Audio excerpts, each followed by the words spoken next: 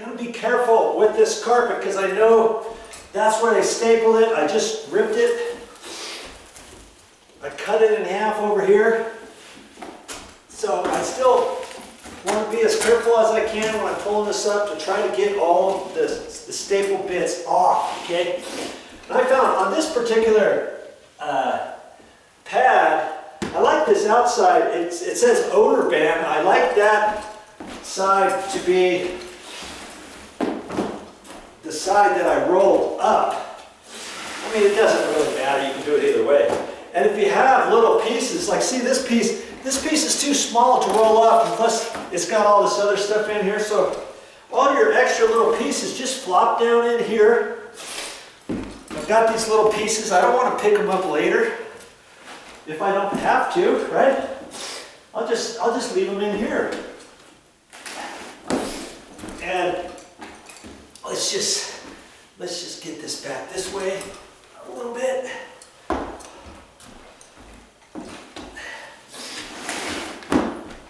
Trying to make sure you can see this on camera.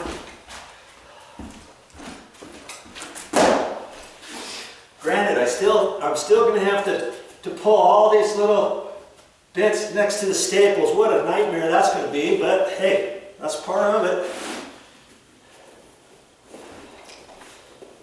Now I can get this rolled up, and I have all my other little pieces in here. Okay.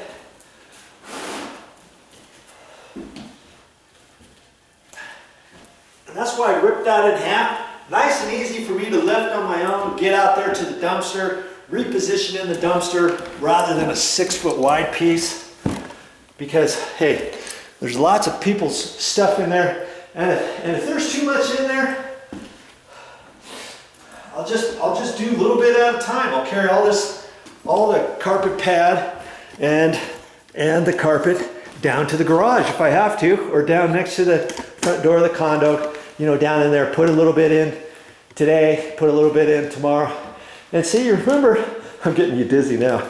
Remember I had all the carpet and the pad rolled up over there. Well, I had to put it somewhere until I got this room done, and I didn't want to wait for this. I could have waited for this last bit of carpet pad later and done that later, but you know, I thought, no biggie, I'll just do it. That way I can have it all over here, because I'm going to have it all stacked. I'm going to stack all that in the dumpster first before putting the heavy carpet on top.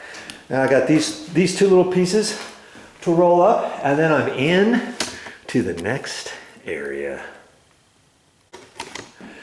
Now here's something to think about before you start pulling up your room and start cutting it up like I'm showing you. Okay?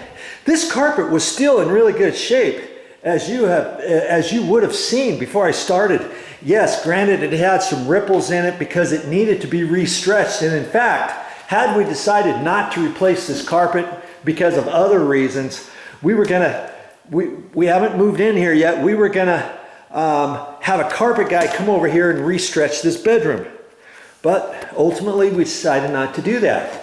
Okay, but here's what we could have done. I could have measured this room out, you know, or it could have been 12 by 12 or something like that. And I could have seen exactly, not the cutouts, don't measure the cutouts or anything like that. Just measure from this wall to that wall. And in fact, because this had registers in it, I probably would have measured just to here. And then I could have put that on Facebook Marketplace. I could have put it on Craigslist. I could have put it somewhere else. Carpet for sale, 12 by 12, 3 years old, like new. Show a picture of it. I could have sold that. I could have sold it with the carpet pad. Well, granted, this carpet pad would have been hard because it was on a wood subfloor. But if you're on a concrete floor, if you can get that up, maybe you sell the carpet pad with it, or you just sell the carpet. Okay, there's a thought for you. Okay, see, in this area, this is all too cut up. But if somebody was coming out, let's say I had someone interested in buying that carpet over there, and this room here, I could have measured up this room, 11 by 11, perfect carpet, 3 years old, like new. I could have had, you know, one piece, 12 by 12, one piece, 9 by 9, and the front room. you know, downstairs. I could have measured that area.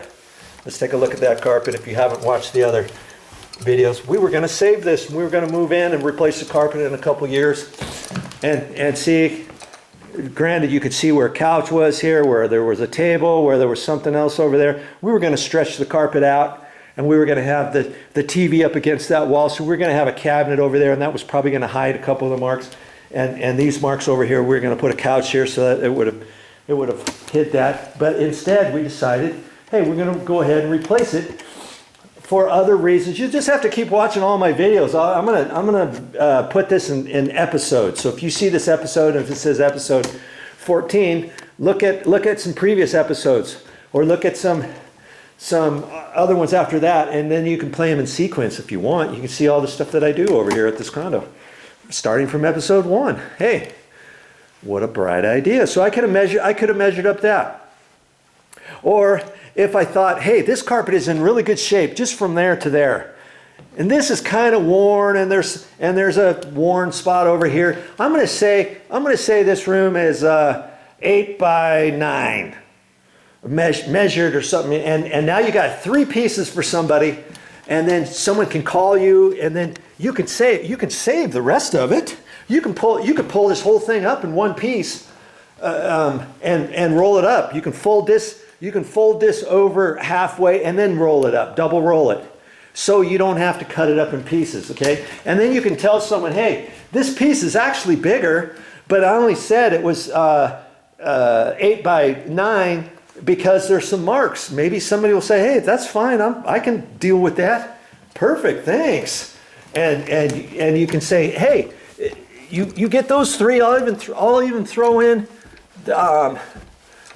the extra carpet, this extra carpet in here. You can cut it up, but save it in big enough pieces. Like I would cut that and roll that little piece up, and then maybe this little section here I would double it up and then roll it up, let's say, and just give it to the people and say, hey, you can have that too, because you never know how the room is set up. Here's another idea for you. If you're like, nah, I don't want to do that, I don't want anybody coming out to the house or anything, here's something else you could do. You could say, hey, I still like this carpet. There's enough carpet here. Do you have a storage room you can put it in? Do you have a little closet, something like this underneath the stairs that you could fit a piece of carpet in there? Or you want to put a piece of carpet, maybe you got a place up in the attic. This place has a little area. It's got an attic ladder right here, and there's a floor up there. Now I could take some, if I wanted to, I could put some carpet up there if I really wanted to. I don't think I'm going to. Or you could take some carpet that saves some good pieces, and you can cut some rectangular pieces out for floor mats, you know, out by the garage, and the garage door that goes up from the garage to outside. You could put a little carpet, or if you have some concrete steps in your garage, where you come out your door from your house down into your garage, and you got concrete steps there. Maybe you could save some carpet before you throw it all away and cut some rectangular pieces for that. You know, so there's other ideas to do. Think about all that kind of stuff. If you want to save, if you want to make some extra money, hey, maybe you sell your carpet. Maybe you can make 45 bucks. 65 bucks, 85 bucks, $115, depending on how much carpet you have. Do you know what I mean? So there's a thought for you before you start ripping up your carpet.